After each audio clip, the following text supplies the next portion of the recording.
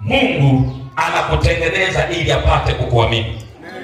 Mungu huangalia moyo wako uliojaa toba na unyenyekevu. Jina la Bwana libarikiwe sana. Maisha ya Petro hayakuwa na ukamilifu kabisa. Maisha ya Petro yalijaa kukosea, lakini Mungu alimwamini Petro.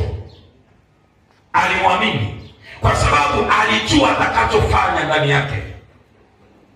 Petro alijiona dhaifu kwa sababu ya vile alivyo, lakini Mungu alipomtazama Petro, aliyaona maisha ya Petro ya baadaye, kwamba ataibeba injili na kulibeba kusudi la Mungu.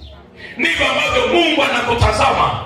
Haijalishi umekosea mara ngapi, haijalishi ni mara ngapi umeteleza kwenye kosa moja.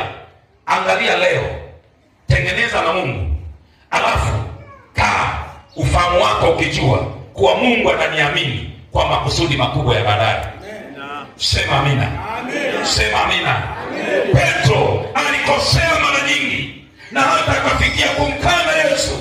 Unaweza ukasema kwa nini alikubaliwa tena? Mungu aliangalia moyo wa Petro, ulijaa unyenyekevu. Moyo wake ulipondeka kwa ajili ya Kristo, na ndio maana alipokosea alimlilia Mungu. Ni mara ngapi unapokosea unamlilia Mungu? Ukiona umekosea unamlilia Mungu, ndani yako bado uhai wa Mungu upo. Nasema ndani yako bado uhai wa Mungu upo.